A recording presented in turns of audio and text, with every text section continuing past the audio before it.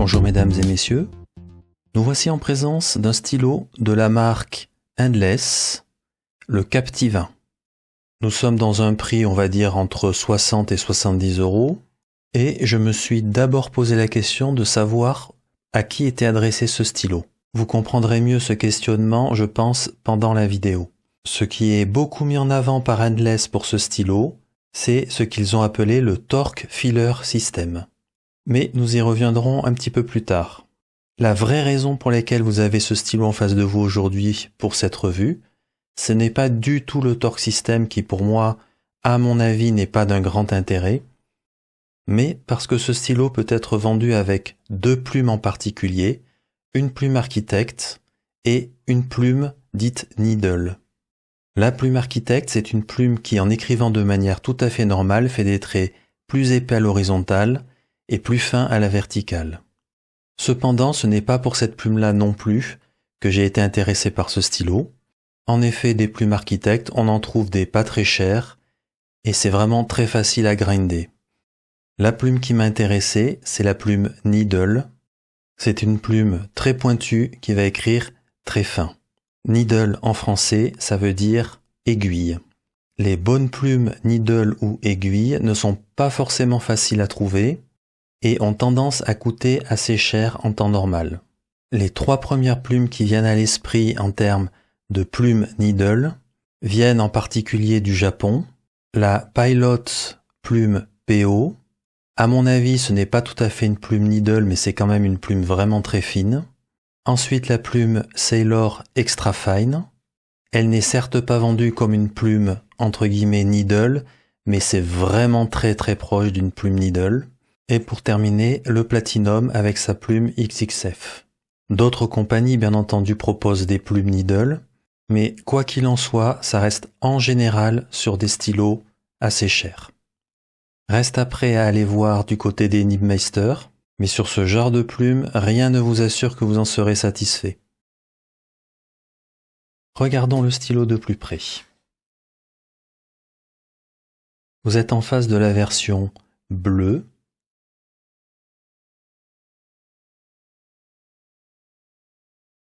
Donc un stylo globalement très simple sur lequel on remarque immédiatement le système torque, une fenêtre pour voir l'encre, le clip, et pour le reste, la forme du stylo est très très simple, bien entendu, à part au niveau du système torque.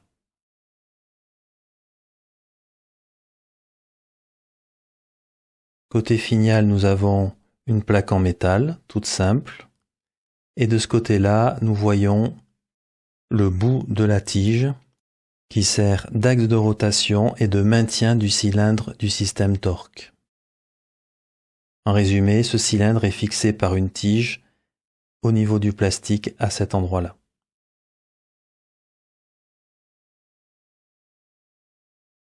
Quand on active le système torque, ou dit plus simplement le cylindre, un cylindre au passage qui me semble bien être en métal, ça se passe très bien, c'est assez doux, pas de problème.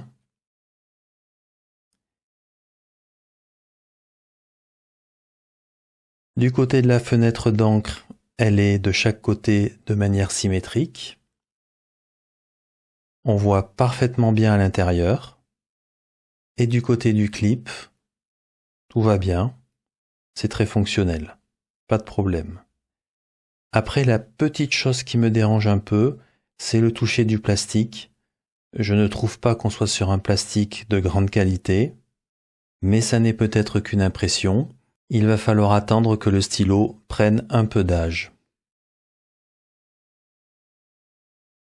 On retire le capuchon, on compte le nombre de tours. 2 tours. Côté vissage-dévissage, je dirais que ça se passe à peu près correctement. Je dirais tout de même que c'est un petit peu collant. Là, je viens d'avoir un petit point de blocage en vissant. C'est heureusement rare sur ce stylo. Ceci étant, comme vous le voyez, ça n'est pas parfait. Je dirais donc que globalement, ça reste correct. Il n'y a pas trop de jeu. Et j'espère que le plastique sera d'assez bonne qualité pour résister assez longtemps. On jette un petit coup d'œil à l'intérieur et on voit un liner tout au fond qui permet d'emprisonner au niveau de la plume. Donc c'est correctement fait. Et on découvre le système torque. Ici il y a un joint, donc ça freine un petit peu le capuchon vers la fin. Un joint ici. Il n'y a pas beaucoup de jeu, il y en a un petit peu mais pas beaucoup. Et quoi qu'il en soit, le caoutchouc va bien amortir. Nous voyons le torque système et c'est pour ça que je ne trouve pas forcément très intéressant. C'est juste un cylindre, probablement en aluminium ou en métal, quoi qu'il en soit, qui vient s'emmancher à l'arrière du convertisseur et qui active de manière tout à fait standard le convertisseur. Ici, c'est tenu par cette tige comme je le montrais auparavant, vous voyez ici. Bonne chose par contre, le convertisseur est vissé, et ça c'est très bien car ça rendra bien rigide la structure. Je n'ai pas réussi à retirer le cylindre en métal du convertisseur. Il est tout à fait possible que ce soit moi qui m'y sois mal pris, mais en tous les cas je n'y suis pas arrivé. Donc si vous avez un problème avec le convertisseur, ça risque d'être compliqué à gérer à ce niveau-là. Pour le reste, rien de spécial. C'est un système qui fonctionne bien, même si le système torque n'est pas forcément extraordinaire. Je tiens à vous montrer quelque chose quand même de bien sympathique, c'est l'alignement du clip avec le réservoir et le cylindre. C'est toujours aligné, quelle que soit la position de revissage que vous prenez. Ça c'est un très bon point, j'aime bien quand on fait attention à ce genre de petits détails.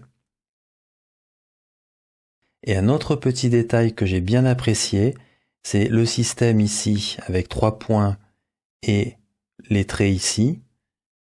Eh bien, quelles que soient aussi les positions que vous allez avoir au niveau du convertisseur, etc., eh bien, quand vous arrivez en haut, c'est-à-dire que vous avez aspiré toute l'encre dans le convertisseur, ça se réaligne toujours.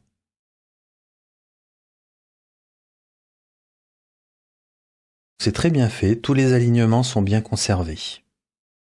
La seule petite chose que je trouve un peu moins bien faite, c'est l'espace qui est ici.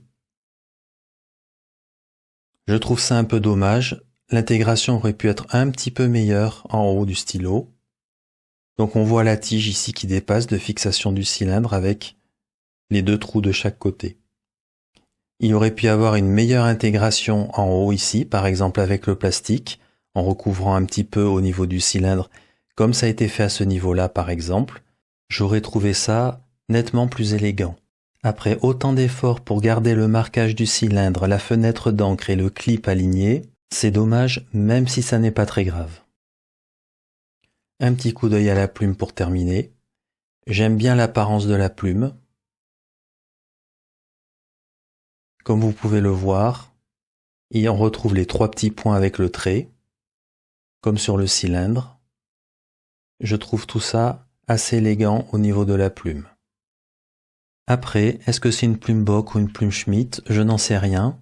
Mais quoi qu'il en soit, la chose importante à comprendre, c'est que c'est un grind spécifique qui a été fait pour ou par Endless. En effet, Bock et Schmidt ne proposent pas en standard les plumes Needle. Pesons le stylo. Au total, 18 grammes. Sans le capuchon, presque 12 grammes. Autant dire que nous avons affaire à un stylo vraiment très léger. Il est temps de nous faire une idée de la dimension de ce stylo. Nous avons ici un Hongdian C1, nous avons le Captiva ici, l'usuel Lamy Safari et un TWSBI Echo à cet endroit-là. Au niveau des dimensions, on peut vraiment dire que le TWSBI, le Lamy et le Endless sont de même dimension et le Hongdian C1 est un tout petit peu plus petit.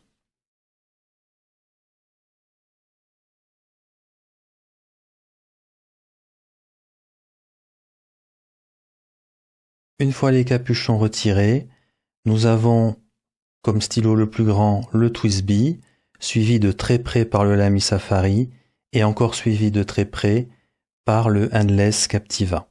Le Hongdian ancien est un tout petit peu en retrait, ce qui n'est pas anormal parce qu'il a une plume intégrée.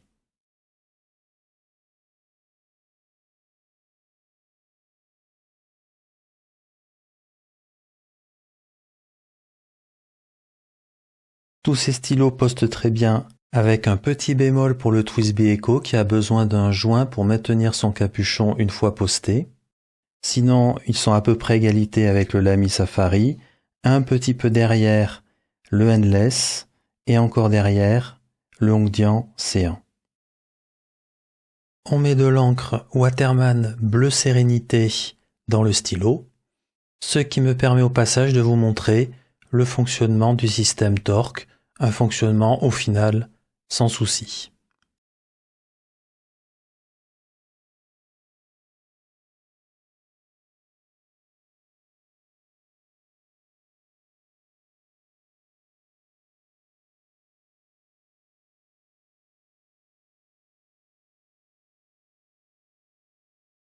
Avant de commencer la session d'écriture, le confort.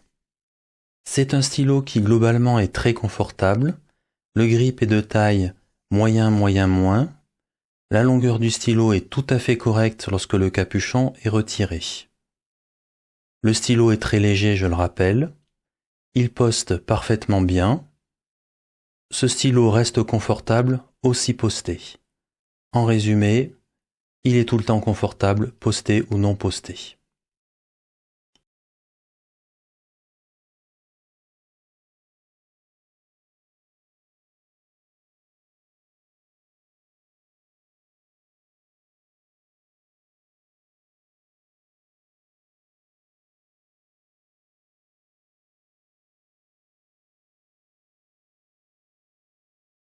Lorsque l'on commence à écrire, bien entendu, on s'aperçoit tout de suite que cette plume n'est pas du tout une plume Needle. Pour être honnête, dès que j'ai reçu le stylo, je savais que ça ne serait pas une pointe Needle, car même en visuel, ça se voit au niveau de la plume qu'elle est beaucoup trop large pour ça. En résumé, l'épaisseur du trait n'a rien à voir ni de près ni de loin avec une plume Needle. Afin de bien le montrer lors de la session d'écriture, je permute avec un stylo qui a une plume Bock de taille F. La plume Bock Fine écrit plus fin que cette soi-disant plume Needle. Là, mon questionnement est simple. Soit c'est une erreur du vendeur qui m'a fourni le mauvais stylo, chose que je ne peux pas juger car j'ai cherché partout quelle était la taille de cette plume. Ça n'est écrit ni sur le paquet, ni sur la plume, nulle part.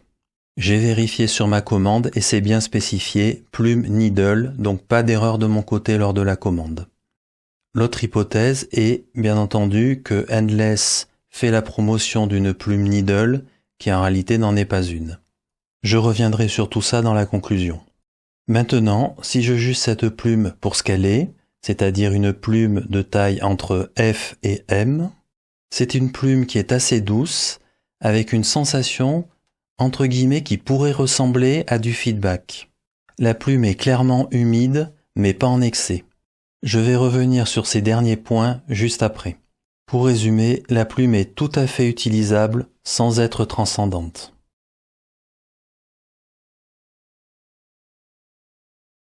Suite à mes précédentes remarques lors de la session d'écriture, j'ai tenu à aller voir la plume à la loupe bien entendu, mais pour la vidéo, je suis allé faire des images par microscope car c'est plus facile. Qu'est-ce que l'on voit sur l'image en bas à gauche? Déjà, on n'est clairement pas sur un grind dit needle, car on voit bien au niveau du grind que tout est parallèle pour terminer le bout de la plume. En résumé, le contact avec le papier se fait par une surface tout à fait standard et non entre guillemets par une surface qui décroît pratiquement jusqu'au bout de la plume. Et on comprend mieux ce qu'il se passe sur la photo en haut à gauche. À gauche, pour point de comparaison, vous avez une plume Platinum UEF Ultra Extra Fine. À gauche, le Captiva Endless. Côté Platinum, on voit bien qu'on va avoir une plume vraiment très fine. La plume décroît pour arriver presque jusqu'à une pointe. Le grind du côté gauche pour le Captiva est très différent puisque nous finissons avec des bords parallèles d'ailleurs sur une longue distance. Mais on observe aussi une deuxième chose qui n'est pas normale. Le canal d'encre est beaucoup trop large. Les ailes de la plume sont beaucoup trop écartées. En résumé, la raison pour laquelle cette plume écrit avec un trait assez épais est tout simplement à cause de l'écartement des ailes. À ce stade, il me serait très facile de rapprocher les deux ailes ensemble, ce qui clairement rendrait le trait nettement plus fin. Je ne peux que subodorer à ce stade-là, mais si je prends comme référence la plume du Platinum, et en faisant quelques mesures approximatives, il est probable qu'en resserrant les ailes de cette plume, j'atterrirai sur une épaisseur de trait pas trop loin probablement de EF. Au final, il devient donc pour moi complètement impossible de conclure. Soit on m'a délivré le mauvais stylo avec la mauvaise plume et un canal d'encre trop élargi, soit c'est réellement ce que Endless appelle une plume needle, alors que cette plume n'est clairement pas une plume needle. Pour l'instant, je ne toucherai pas à cette plume. En effet, j'ai envoyé un message au vendeur car je veux tirer cette affaire au clair. J'avais mis la vidéo en pause en espérant un retour rapide du vendeur. À partir de l'étiquette qui était présente sur la boîte du stylo, que je lui ai fournie par photo, le vendeur m'a confirmé que c'était bien le bon stylo qui m'avait été délivré et il m'a aussi confirmé que c'était bien une plume needle de chez Endless. Le vendeur a envoyé mes retours et mes photos directement à Endless, sans quoi je l'en ai remercié et je lui ai demandé de me tenir au courant du retour de Endless. Comme je suis en attente de ce retour, je ne touche bien entendu pas à la plume, je tiens à la garder en l'état, sans resserrer les ailes pour réduire le conduit d'encre. Ça m'aurait permis de savoir quelle était l'épaisseur du trait après avoir resserré les ailes. Néanmoins, je suis ici pour regarder ce que j'ai reçu, et non pas regarder ce que j'aurais pu recevoir. Il est maintenant clair que j'ai bien eu une plume, entre guillemets, needle de chez Endless, ce qui va me permettre de conclure sans faire des hypothèses. C'est le moment de conclure. Je démarre par ce que j'ai aimé. Au niveau de la conception du stylo, il y a eu quelques bonnes attentions à certains détails. Que ce soit avec capuchon ou sans capuchon, par exemple, nous avons toujours un alignement, quel que soit le vissage ou dévissage, toujours un alignement entre la plume, le clip, la fenêtre d'encre et les petits points sur le cylindre qui active le convertisseur. Le genre de choses que j'aime bien. Il y a cependant un mais et j'y reviendrai pendant ce que je n'ai pas aimé. Le stylo est très confortable, qu'il soit posté ou non posté, ça fonctionne très bien de ce côté-là.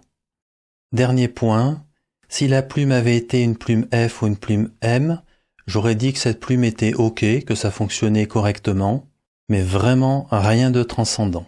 Attendez-vous aussi à un mais par la suite. Dans ce que je n'ai pas aimé, je trouve que le toucher du stylo fait un peu plastiqué et pas forcément un plastique haut de gamme. Ça reste une sensation, ça ne présage en rien de la durabilité de ce plastique. L'intégration du cylindre aurait pu être un petit peu meilleure. On voit en effet bien un espace entre le haut du cylindre et le haut du stylo, et dans cet espace la tige qui relie le cylindre au haut du stylo. Ce point est très mineur dans mon esprit, ça reste de l'apparence, et peut-être aussi mon propre goût. Ensuite, le système mis en avant par Endless, le système torque, ça fonctionne, mais c'est vraiment du gros gadget. Par ailleurs, comme je n'arrive pas à enlever le cylindre du convertisseur, si le convertisseur a un problème, je serai bien embêté. Quoi qu'il en soit, ce système fonctionne comme attendu. C'est juste qu'à mon avis, ce système ne rajoute pas grand-chose à la facilité d'utilisation du stylo. Rien de réellement problématique. J'en viens maintenant aux deux plus gros problèmes de ce stylo, et pour moi, ils sont liés. Le prix et la plume. Si votre objectif est d'acheter une plume normale de type EF, F, M, B, etc., passez tout de suite votre chemin, ce stylo n'a strictement aucun intérêt, le prix est complètement délirant. Et je pèse mes mots. Personnellement, je n'aurais jamais acheté ce stylo s'il n'y avait pas eu la proposition d'une pointe needle. Au final, la pointe Needle que j'ai reçue écrit comme une plume entre fine et medium. Le canal d'encre et les ailes sont trop écartés, ce qui a bien entendu dégradé la situation vis-à-vis de l'épaisseur du trait. Ma conclusion rejoint donc la conclusion que j'ai eue sur les plumes standards. Ce stylo est beaucoup trop cher pour ce qu'il est. Facilement 2 fois trop cher. Il y a tellement de meilleurs stylos venant des 4 coins du monde pour le même prix ou un prix inférieur. Tiens, allez, voici une photo de quelques stylos. De haut en bas. Asvine P20, 2 fois moins cher. Asvine V126, 2 fois moins cher. Asvine P36 en titane, à peu près au même prix. Asvine V200 en titane, à peu près au même prix. Schiffer VFM, à peu près 2 à 3 fois moins cher. Twisby Eco Limited Edition bronze, à peu près au même prix. À droite, Lamy Studio, nettement moins cher. J'aurais pu rajouter des tas de Sailor comme le Sailor Tuzu, ou du Pilot, ou du Platinum. Au final, et à ce prix-là, le Endless Captiva est un stylo très décevant.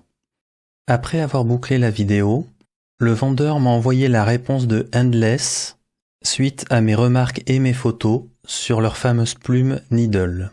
Je vous fais la traduction en direct de ce message. C'est une plume Needle indienne. Nous n'avions pas réalisé que tout le monde la comparerait à une plume Needle japonaise. De par les photos, entre parenthèses, ils parlent des photos au microscope de la plume que je leur ai envoyée. Donc, de par les photos, la plume est la bonne plume. Nous sommes heureux de vous offrir en remplacement une plume de toute autre dimension qu'ils, au pluriel, considèrent comme appropriée. Mais une autre plume Needle aura exactement la même ligne, la même largeur de ligne. Je pense aussi que pour le prochain batch, nous arrêterons la plume Needle pour éviter toute confusion. Dans la ligne suivante, il parle du marquage des plumes. Ça vient du fait que j'ai fait la remarque qu'on ne pouvait pas savoir si c'était une plume F, une plume M, etc., etc.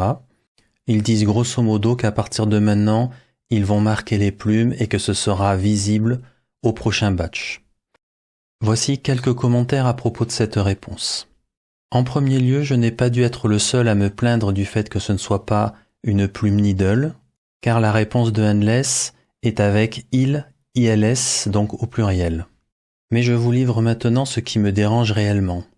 Ils étaient donc au courant que cette plume n'écrivait pas très fin, mais cependant ils ont laissé la vente comme si c'était une needle point. En résumé, soit ils ne savaient pas ce qu'était une needle point, ce qui est très inquiétant, soit ils savaient ce qu'était une needle point, mais ont quand même vendu cette plume comme si c'était une needle point. Le fait de répondre que c'est une needle point indienne m'a beaucoup fait sourire. Je pense que je vais lancer le needle point français. Mais plus sérieusement, cela m'a fait noter quelque chose au passage. Est-ce que Endless n'achèterait pas ses plumes en Inde? Et au passage d'ailleurs pour y rajouter un stylo en plastique aussi. Je n'en sais bien sûr rien, mais j'ai repensé au prix de vente de ce stylo. Au final, j'ai quand même fait une réponse au vendeur pour qu'il transmette à Endless. J'ai commencé par remercier le vendeur qui a fait son travail. Et j'ai écrit à Endless qu'il serait bien qu'effectivement ils arrêtent de fournir cette plume entre guillemets Needle, tout simplement parce que ça n'est pas une plume Needle. Ah oui, et j'ai aussi décliné le fait qu'ils me fournissent une nouvelle plume. Entre-temps, j'ai fait mon propre regrind de leur plume et ça me suffit. Au passage d'ailleurs, en sortant la plume pour la regrinder, je me suis aperçu qu'il y avait des toutes petites traces de colle à peine visibles sur le pourtour du housing. Il m'a été impossible de dévisser le housing. Je me suis donc demandé si le housing n'avait pas été collé à l'intérieur du grip. Je me suis posé la question aussi de savoir si j'allais compléter ma conclusion de cette vidéo, et j'ai décidé que non. Je pense que ma conclusion en tant que telle est fair play, et suffisamment claire sur ce que je pense de ce stylo. Sur ce, je vous remercie pour votre attention, et à bientôt.